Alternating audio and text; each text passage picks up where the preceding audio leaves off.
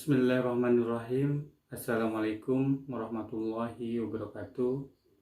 Mahasiswaku sekalian, mudah-mudahan pada kesempatan hari ini kita selalu dalam keadaan sehat walafiat. Alhamdulillah, kita masih bisa ketemu kembali dalam perkuliahan manajemen sumber daya manusia atau manajemen sumber daya insani. Pada pertemuan kali ini akan dibahas tentang fungsi pengintegrasian. Sebagaimana sudah kita pelajari pada materi-materi pertemuan sebelumnya, kita sudah membahas yang namanya fungsi manajemen sumber daya manusia. Yang pertama yang sudah kita bahas adalah fungsi pengadaan atau procurement. Kemudian fungsi pengembangan, development, fungsi kompensasi, compensation, dan fungsi pemeliharaan atau maintenance. Alhamdulillah pada pertemuan hari ini kita bisa kembali bertemu untuk membahas fungsi selanjutnya dalam manajemen sumber daya manusia, yaitu fungsi pengintegrasian. Kenapa penting mempelajari yang namanya pengintegrasian? Fungsi pengintegrasian ini penting dikarenakan fungsi ini adalah fungsi operasional daripada manajemen sumber daya manusia yang penting, sulit dan kompleks untuk merealisasikannya. Jadi fungsi ini adalah fungsi yang penting, kompleks dan sulit dalam hal merealisasikannya. Kenapa? Karena hal ini berhubungan dengan yang namanya karyawan, di mana karyawan itu memiliki sifat yang dinamis. Artinya, karyawan itu mempunyai pikiran, perasaan, harga diri, sifat, serta membawa latar belakang, perilaku, keinginan, dan kebutuhan yang berbeda-beda dalam organisasi perusahaan. Itulah mengapa dikatakan melaksanakan fungsi pengintegrasian ini sesuatu yang penting, sulit, namun kompleks dalam hal merealisasikannya. Kemudian, ketika kita mempelajari yang namanya pengintegrasian, ini ada yang menjadi masalah. Apa sih sesungguhnya masalah yang namanya atau masalah dalam pengintegrasian ini? Yang menjadi masalahnya adalah bagaimana menyatukan keinginan karyawan.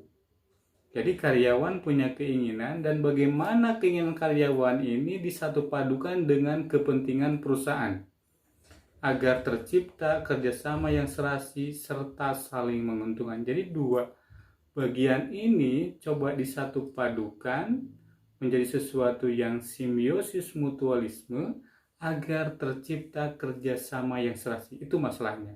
Jadi masalahnya adalah bagaimana menyatupadukan dua hal ini. Nah itu. Kemudian, apa sih pengintegrasian? Pengintegrasian ini adalah kegiatan menyatukan tadi. Kegiatan bagaimana menyatupadukan keinginan karyawan dan kepentingan perusahaan agar tercipta kerjasama yang memberikan kepuasan. Jadi ada satisfaction. Bagaimana mereka mendapatkan kepuasan baik itu di sisi karyawan, baik itu juga di sisi perusahaan. Jadi tadi dikatakan bahwa perusahaan punya kepentingan, begitu juga karyawan punya keinginan. Gitu kan? Jadi ada keinginan-keinginan dalam diri karyawan. Nah, ketika ini bisa diwujudkan, maka keduanya akan mendapatkan yang namanya satisfaction atau kepuasan. Itulah pengintegrasian. Kemudian dalam hal pengintegrasian ada tujuan. Apa itu tujuan pengintegrasian? Tujuan pengintegrasian adalah bagaimana memanfaatkan para karyawan yang ada dalam perusahaan atau dalam suatu organisasi agar mereka mau bersedia bekerja keras, berpartisipasi dalam menunjang tercapainya tujuan perusahaan, serta terpenuhinya kebutuhan karyawan. Jadi, bagaimana karyawan ini kerja keras? Bagaimana mereka mau berpartisipasi Sehingga yang namanya tujuan daripada perusahaan, ingat apa itu tujuan perusahaan? Kalau yang namanya tujuan perusahaan itu ada profit. Kalau non perusahaan itu tujuannya adalah social oriented. Kita bisa bedakan bahwa organisasi itu kan dua, ada perusahaan, ada non perusahaan. Berbicara perusahaan tentu tujuannya adalah profit. Nah, inilah bagaimana perusahaan ini profitnya tercapai. Pada satu sisi karyawan bisa mendapatkan keinginannya. Di sanalah tujuan daripada pengintegrasian. Tentu dalam hal pengintegrasian ini ada yang namanya prinsip dasar yang harus diperhatikan. Apa prinsipnya?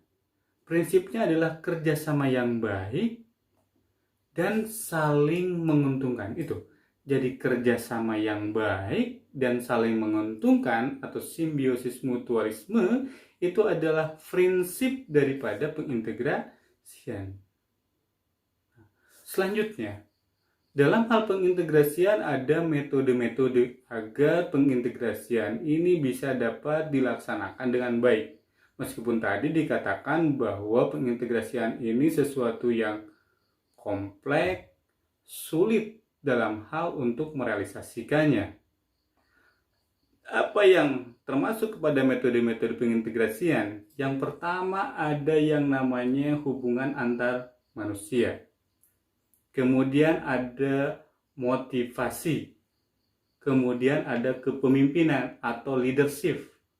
Selanjutnya ada yang namanya kesepakatan kerja bersama. Kemudian ada yang namanya collective bargaining. Jadi itulah metode-metode bagaimana pengintegrasian ini agar bisa dapat dijalankan. Maka metode yang harus dilaksanakan paling tidak ada 5 metode. Ya. Yang pertama ada hubungan antar manusia, motivasi atau motivation, kepemimpinan, leadership, ada kesepakatan kerja bersama, dan ada collective bargaining. Apa itu yang namanya hubungan antar manusia atau human relation? Hubungan antar manusia atau human relation adalah hubungan kemanusiaan yang harmonis. Harmonis tercipta atas dasar kesadaran dan kesediaan, meleburkan keinginan individu demi terpadunya kepentingan bersama. Jadi kepentingan pribadi dilebur untuk kepentingan bersama. Itulah human relation. Apa tujuan daripada human relation? Tujuannya adalah menghasilkan integrasi yang kokoh, mendorong kerjasama yang produktif dan kreatif untuk mencapai sasaran bersama. Itu tujuan daripada human relation. Manajer dalam menciptakan hubungan antar manusia atau human relation yang harmonis tentu memerlukan yang namanya kecakapan. Jadi seorang manajer dalam hal mengelola human relation ini memerlukan keterampilan, kecakapan. Apa keterampilan yang harus dipahami? Tentu dalam hal komunikasi, psikologi, sosiologi, antropologi, dan etologi. Sehingga dia dapat memahami serta mengatasi masalah-masalah dalam hubungan kemanusiaan. Jadi seorang manajer itu harus punya kecakapan, keterampilan tadi.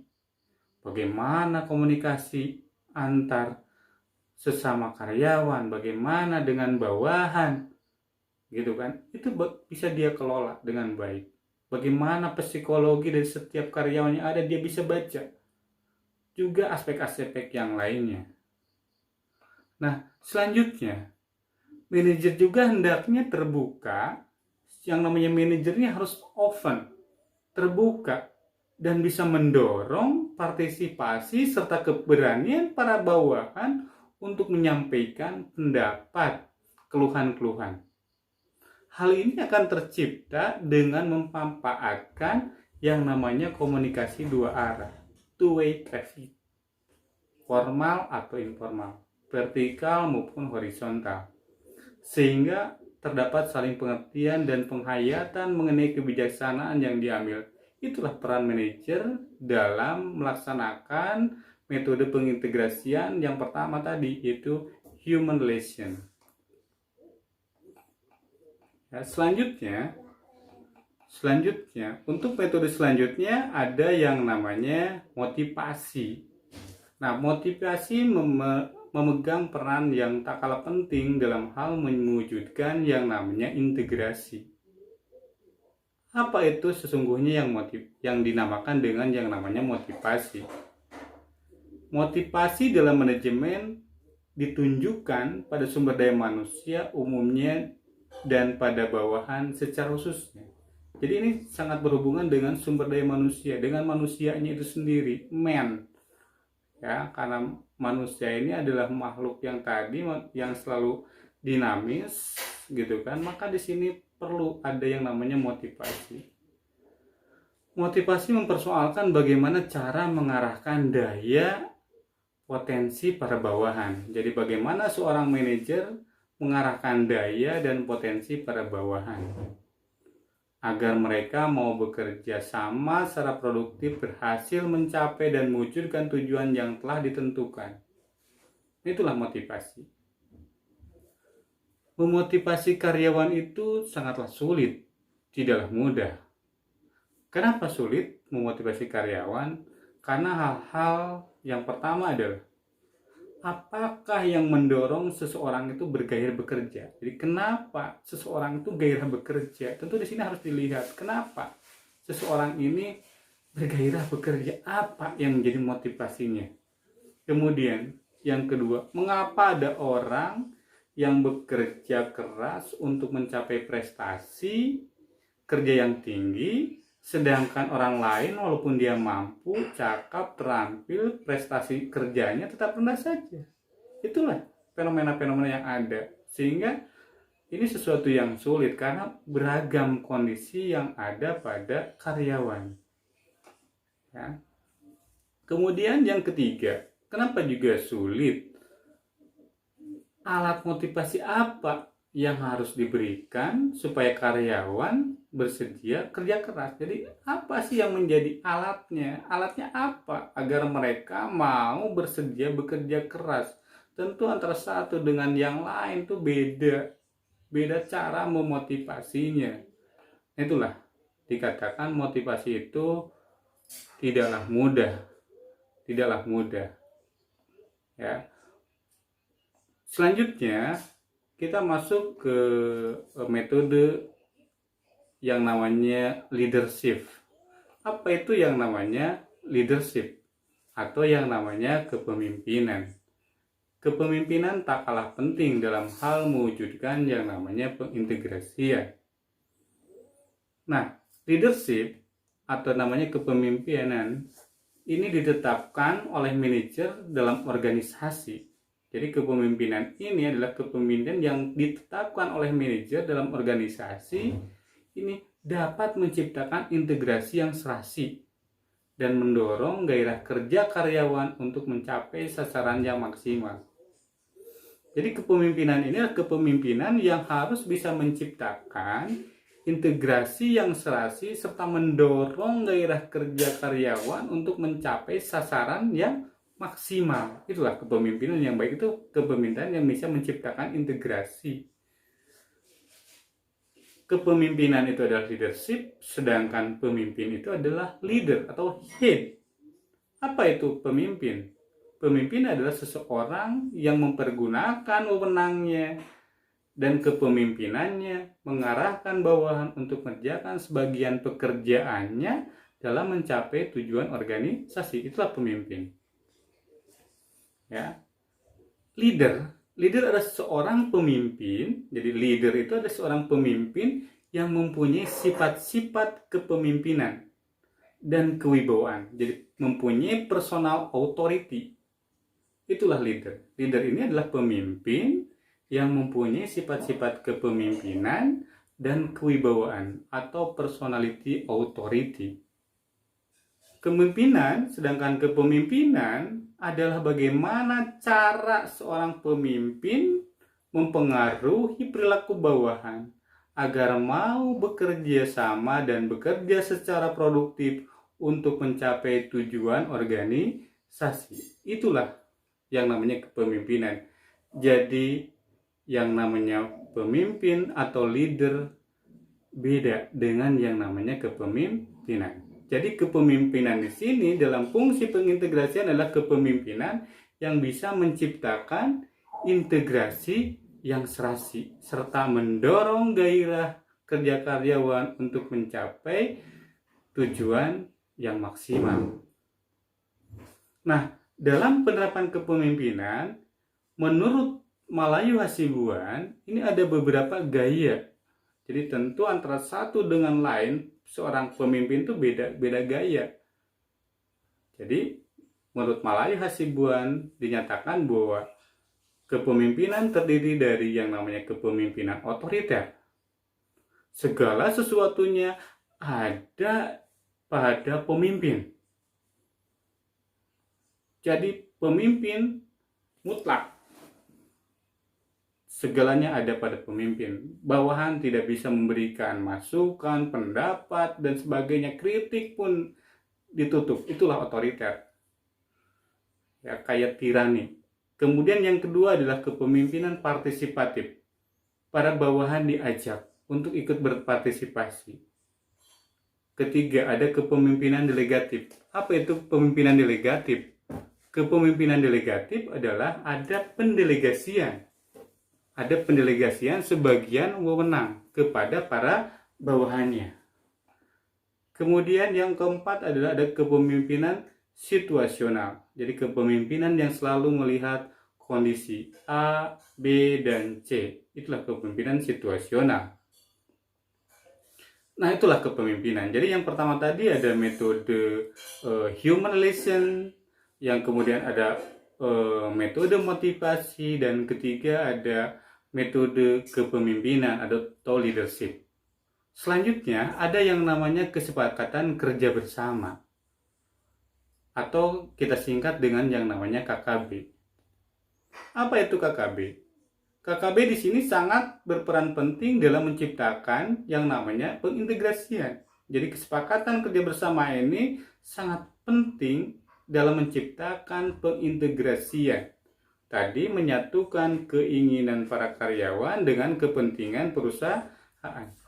Bagaimana membina kerjasama dan menghindarkan terjadinya konflik dalam perusahaan. Maka dengan KKB ini diharapkan permasalahan yang dihadapi karyawan dalam perusahaan dapat diatasi dengan baik. Jadi kalau ada masalah dalam perusahaan yang menyangkut karyawan, bisa dipecahkan, dapat diselesaikan. Itulah kesepakatan kerja bersama. Ada yang namanya KKB. Ya. KKB ini misalkan menyangkut permasalahan tentang gaji, upah, THR, ada pemecatan buruh dan lain sebagainya. Maka KKB ini hadir dengan cara bagaimana dilaksanakan musyawarah dan mufakat antara pimpinan perusahaan dengan pimpinan serikat karyawan misalnya, para buruh. Jadi ada yang namanya musyawarah. Musyawarah antar karyawan dengan perusahaan. Jadi kalau ada masalah-masalah itu tidak sepihak, maka kedua belah pihak ini saling berhadapan untuk memecahkan. Berhadapannya di mana? Dalam acara musyawarah. Ingat, musyawarah itu untuk apa? Tentu tujuan daripada musyawarah ini adalah mendapatkan kata mufakat. Sehingga dengan mufakat ini diharapkan tercipta integrasi yang serasi dalam perusahaan. Jadi saling pengertian yang ada, itulah KKB. Ya. Itulah KKB. Tentu dalam kesepakatan kerja bersama dalam hal melaksanakan tadi yang namanya musyawarah, ada perselisihan dan sebagainya, ya. Ini ada problem. Apa sih yang menjadi problem daripada KKB?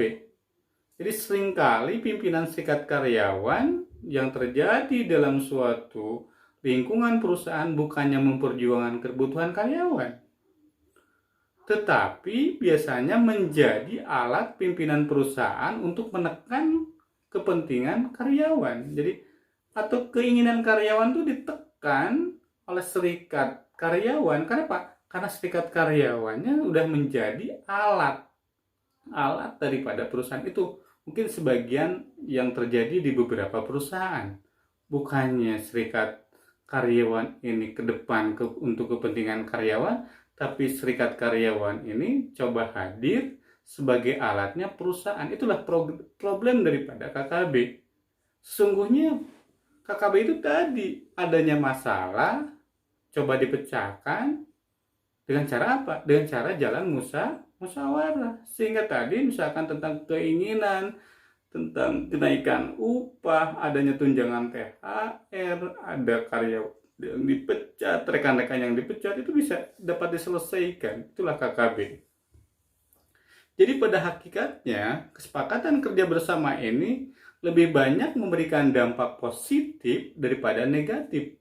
Jadi untuk KKB ini lebih cenderung positifnya yang ada dibandingkan dengan negatif dalam hal menciptakan integrasi dalam perusahaan. Itulah fungsi. Jadi bagaimana fungsi keempat daripada metode pengintegrasian ini dapat dijalankan.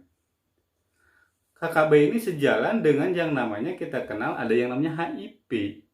Apa itu HIP? Itu hubungan industrial Pancasila. Jadi hubungan industrial Pancasila ini menekankan sekali pada musyawarah dan mufakat dalam menetapkan keputusan. Jadi kalau keputusan yang akan diambil itu didasarkan atas musyawarah dan adanya mufakat. Itulah bagaimana hubungan industrial Pancasila ini dijalankan. Kemudian metode yang terakhir dalam pengintegrasian, kita mengenal yang namanya collective bargaining. Apa itu collective bargaining? Collective bargaining adalah adanya perundingan. Ini berbeda dengan tadi KKB. Kalau tadi KKB itu ada musyawarah mufakat. Kalau collective bargaining ini bisa disebut ala-ala barat. Kalau tadi KKB ala-ala timur, seperti kita di Indonesia, ini gaya-gaya barat.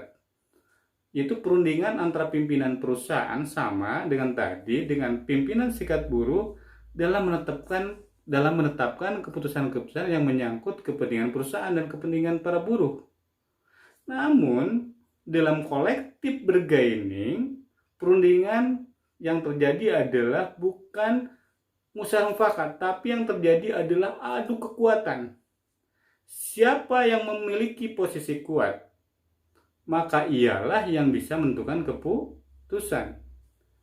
Kalau perusahaan memiliki posisi kuat, maka perusahaan punya kendali. Kalau yang memiliki posisi kuatnya karyawan, maka karyawan bisa sangat mempengaruhi terhadap perusahaan. Di sana yang namanya collective bargaining. Itulah ala-ala barat. Jadi tidak ada yang namanya musyawarah. Mungkin kalau bagi kita di Indonesia yang lebih tepatnya metode yang mana?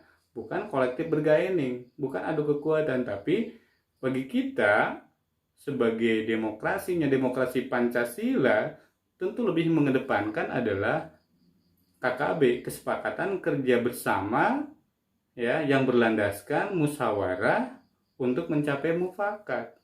Mufakat dalam hal pengambilan keputusan-keputusan sehingga permasalahan-permasalahan yang ada dalam perusahaan dapat terselesaikan. Itulah metode-metode. Jadi, kalau kita runut dari awal, kenapa kita penting mempelajari yang namanya pengintegrasian? Karena yang namanya pengintegrasian adalah manajemen personalia yang tidak mudah, sulit, dan kompleks untuk merealisasikannya. Karena ingat tadi, ini berhubungan dengan karyawan, di mana karyawan itu sifatnya sangat dinamis. Tentu harus ada metodenya bagaimana agar pengintegrasi ini, kalau integration, kalau kayak kita gambarkan ini sebuah sapu lidi ini disatukan agar tidak tercerai-berai menggunakan istilah Sunda namanya simpai. Ada yang namanya simpai. Maka mereka menjadi sesuatu yang kokoh, kuat. Itulah integration. kebalikannya adalah apa? Disintegration, cerai-berai. Tadi ingat metode yang pertama ada yang namanya human relation. Yang kedua ada yang namanya motivasi. Kemudian yang ketiga ada leadership. Keempat ada kesepakatan kerja bersama. Dan yang kelima ada collective bargaining. Itulah metode dalam hal pengintegrasian. Nah, mudah-mudahan mahasiswaku sekalian dapat memahami apa yang disampaikan pada pertemuan hari ini. Dan silakan mahasiswa juga bisa mempelajari dari berbagai buku sumber, dari referensi. Silakan jangan puas dengan materi hari ini, karena yang namanya manajemen sumber daya ini banyak sekali yang bisa dikupas. Kita akan berjumpa lagi pada materi selanjutnya. Untuk materi hari ini kita cukupkan sekian. Mudah-mudahan mahasiswaku sekalian selalu ada dalam keadaan sehat walafiat dan terhindar dari COVID-19. Amin ya rabbal alamin. Billahi taufiq wal hidayah. Wassalamualaikum warahmatullahi wabarakatuh.